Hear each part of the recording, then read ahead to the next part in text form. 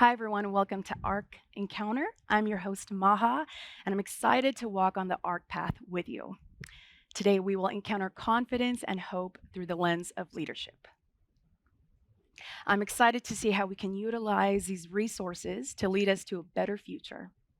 Our guide today, Bernard Bashura, will take us along this journey where we may encounter a special VIP along the way. Now, let's get you started on an ARC Encounter journey with this video. AHRK is the lifestyle path to better choices. It empowers us to live life to the fullest and paves the way for people like you and me to discover our unique purpose and passion. Choosing to walk the AHRK path invites transformation and growth in 5 key areas of life: leadership, communication, mindset, community, and lifestyle. As we dive into these lenses, they redirect our focus and guide us into a deeper understanding of where we're at today and where we're going tomorrow. This is ARC Encounter.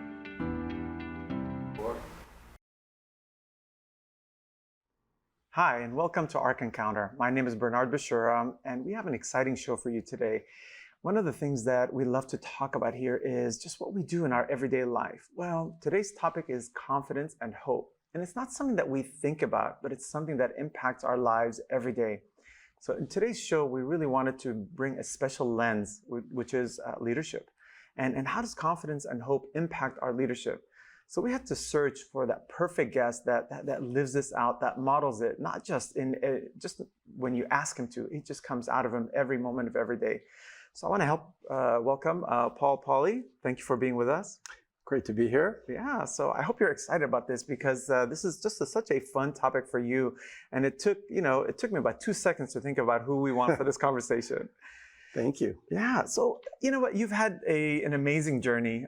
You know, from family to career to just the transformation in your life.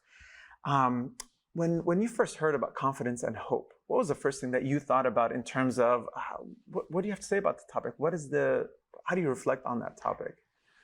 Well, for me, the first thing that comes to mind is Christ. So my hope and confidence is based in Christ.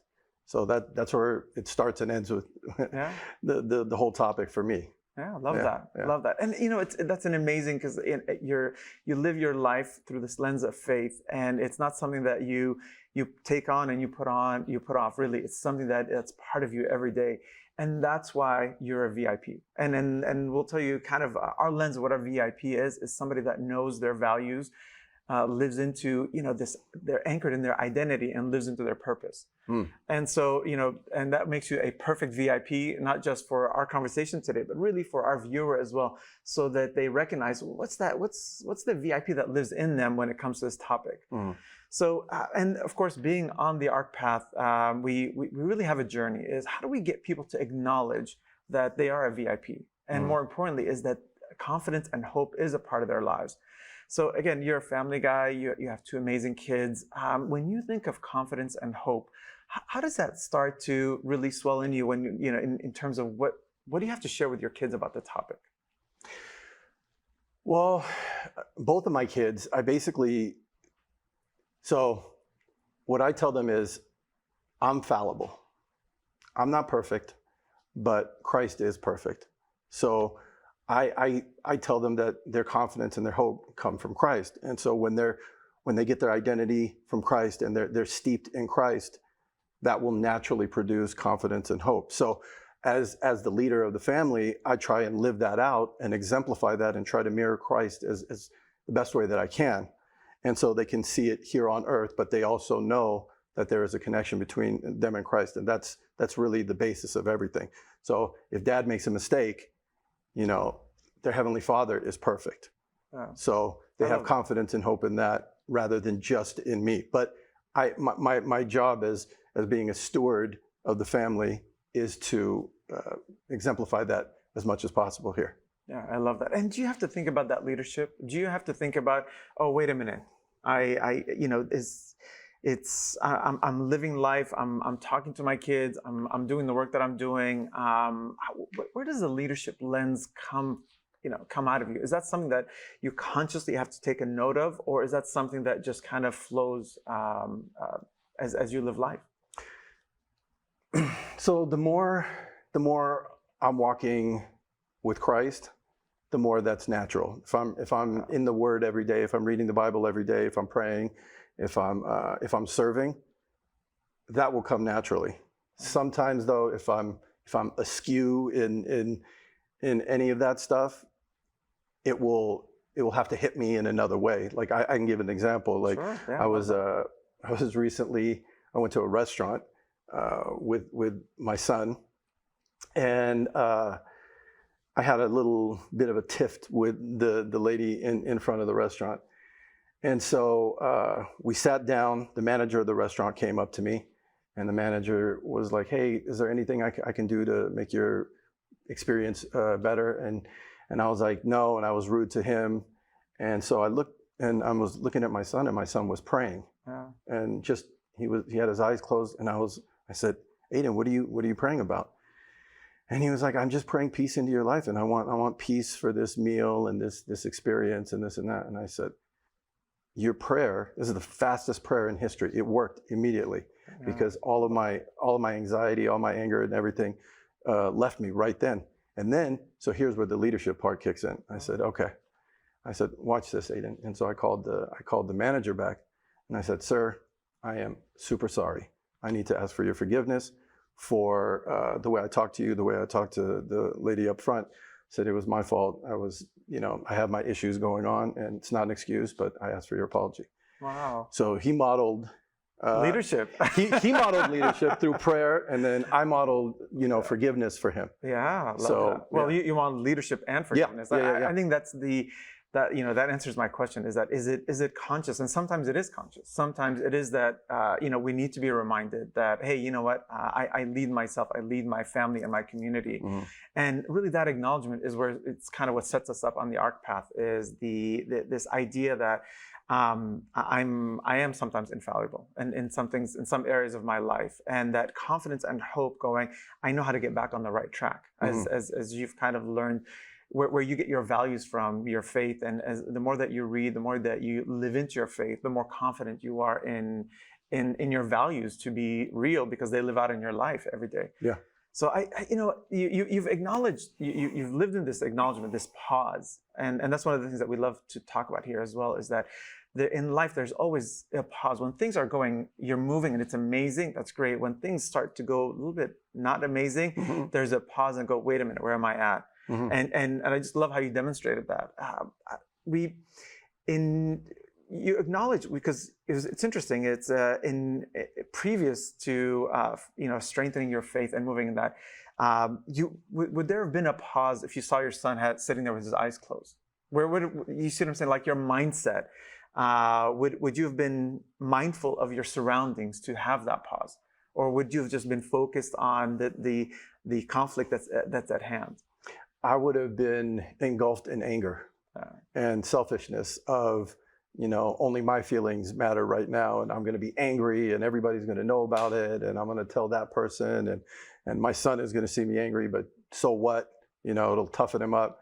Because I'm right. Because I'm right, and this is righteous anger, and et cetera, et cetera. So, but God asks us to be mindful of our heart and our actions and our mouth. So when I had a second to, like you said, pause, it was like, hold on.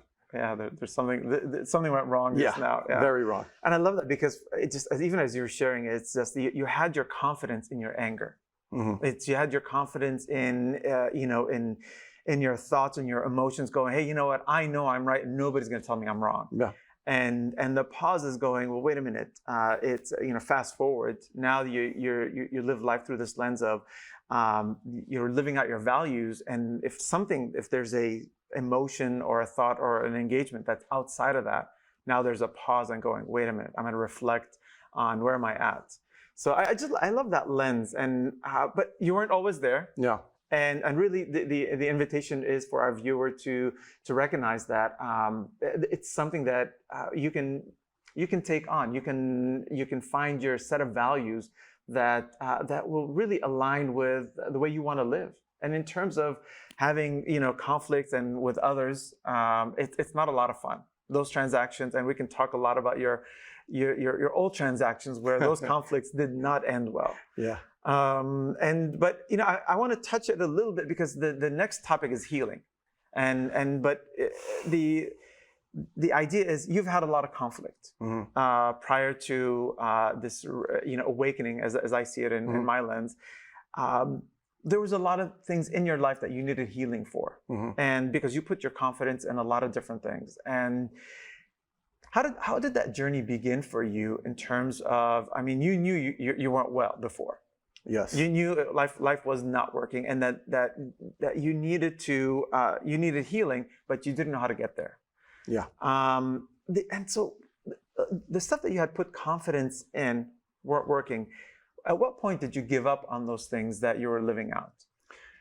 Well, so, being in the music industry and being a producer and a songwriter, I put, first of all, I never thought that I would actually be successful in any of that. I had gone to law school, and when I was in law school, I ended up writing a song that sold millions of records and producing that song. And so right then I was on a journey of, money and fame.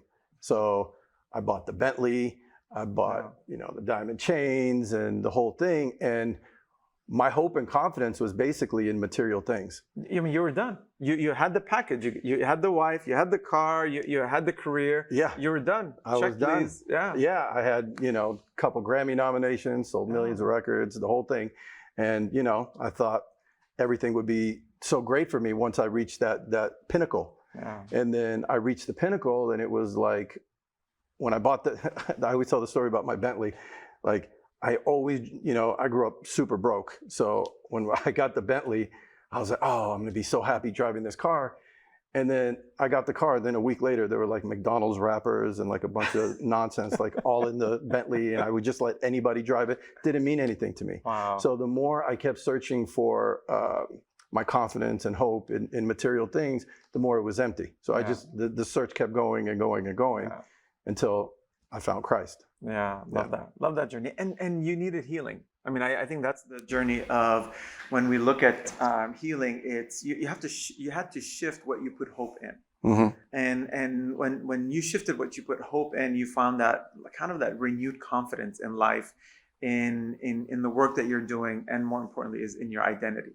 So walk us through that journey of, I think identity healing is probably one of the most prominent things that I've seen you transform it. Is just knowing who you are, and you're so anchored in that.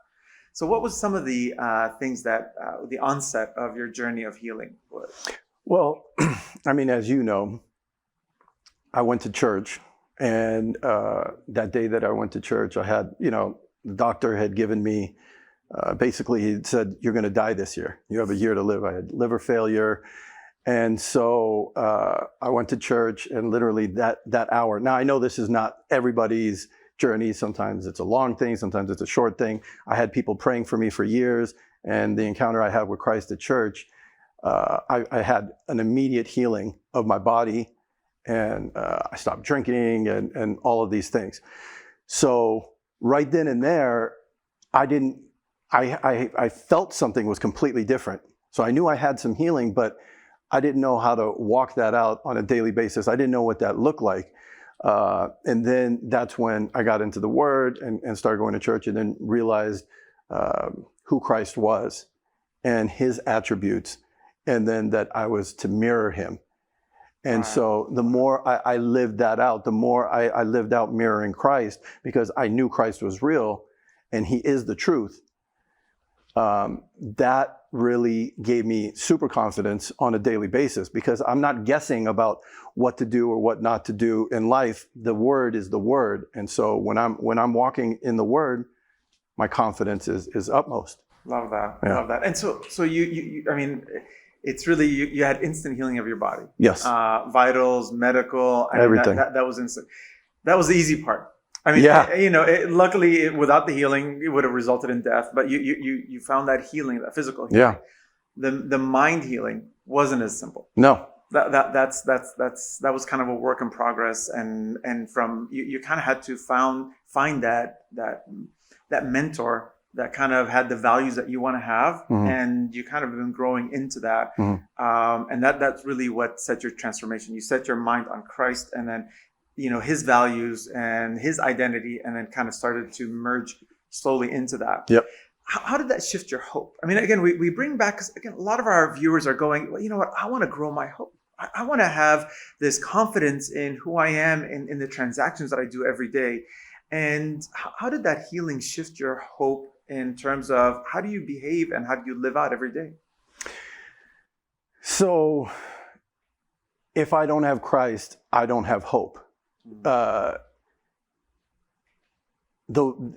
things that go on in this world, you have good days, you have bad days, we have circumstances. They're not always going to be good, right? So if I place my hope in my circumstances, I'm going to be on a roller coaster that's just really never going to end, and I'm going to really be miserable. So my hope is not in my circumstances. It's not, in my day-to-day, or my hope is not in any person here on earth. My hope is in Christ, because again, he is the truth. So I know he has conquered the world. I know he's already won the victory. So that is the supreme hope. If I place my hope and my confidence in him, then I will walk in that victory with him. So it's just about living that out on a daily basis, moment by moment, connecting with Christ on a moment by moment level, and then that's what that builds. And so it's a check-in. I mean, again, as you if we have to model it for our viewer, it's just kind of like a check-in. You check in and go, where am I at in this moment? And you know who you are. You know kind of this relationship of who you connect your identity to and your values to you. And so it gives you that hope to move forward to that next moment in your day. That next event, doing this live event. It's and by the way, we don't really prep Poli because his story is amazing, and we want it to be as authentic as possible. And that's what you're getting, guys, is as authentic as possible. That's who he is. There is no other when it comes to Poli. Thank you.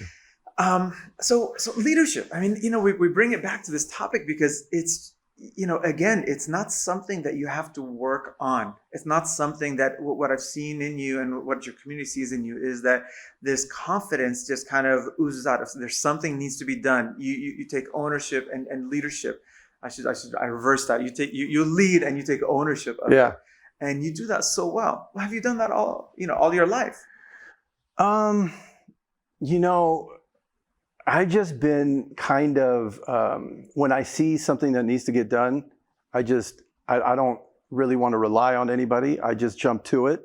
And I figure like when I jump to it, then, hopefully other people will jump on. But if they don't, they don't. I mean, it's got to get done. So I'm going to be, at least I'm going to give my 100%. Love that. Yeah. And I just want to pause that because the 100% is this concept of restoration is, it doesn't matter if we go through and you get it right or it doesn't work out at the end in terms of if I'm building something, if I build it sideways, comes out sideways, whatever happens. But it's this concept of I'm leading, I'm taking ownership, I'm doing what needs to be done, and just kind of that leadership concept is what the world needs today. There's a lack of people that have the confidence that they could lead. And that's kind of what I see in you every day is that when you jump, it's like, oh, wow, it's not so bad. It's not that hard to lead. It's not that hard to kind of participate in community. Well, the other thing too is if we're looking for perfection in terms of leadership, that's what I think stifles a lot of people from wanting to even take on leadership, is because they think they have to be 100% perfect. I was doing this worship album with my daughter, so I produced and wrote it with her. And so, it's been quite a journey. So I took the leadership role in doing these songs with her, but my daughter ended up becoming a really amazing songwriter in her own right? So we would bump heads on some of the songs or some of the music, and I've worked with top artists on the planet. I've done songs for all these top artists. So in the beginning, I was like, her name's Gabby, and I'd say, Gabby, you're crazy. You need to just listen to me, right? I'm the leader. I know what I'm doing. I'm the one with the Grammy nominations. I was being I got the pedigree right here. I got, and I was being arrogant in that sense, right? But I have my leadership role, but then I would go and then I'd pray on exactly what she said, like her actual comments. And then God was like, she's actually right. Like there were times where I had to come back to her and I had to say like, hey, you know what? I was wrong. I was being arrogant. I was being stubborn for no reason. But it should be like this. So I think part of leadership also is being fallible. You're not perfect, but taking ownership of that when you do make a mistake and you say, hey, this is a mistake. Let's move on from it. And, and it gives the person that you're leading, it gives them confidence and hope that it's not, just this stern, rigid, thing, that they have a say in it and they have, value. Love that. So love that. And what's interesting is what you've modeled is restoration. This is kind of what restoration looks like. Restoration of your life in terms of how you live day to day, and you restored relationships with your family, with your community, and that's become a repetitious thing in your life. It's funny. People will think that, well, just from that moment, well, you got physically healed, end of story, we're done. But the reality is, it's a new beginning. It's a fresh start, but you have to make the best of it. You kind of had to figure out which ideals that you want to live by, and you chose to live by the ideals of Christ. You could have gotten healing and went back, and I'm sure they've been right back in the same place. Eventually, it's happened. Yeah. But you kind of chose a different path, and that's kind of the restoration, is that you figured out how to get on a new rhythm in your life. Yeah. And you repeated that, which really moves us into the last phase of the AHRK path, which is the kingdom lens, where right now you're on this rhythm where it's normative. It's not something that you have to go,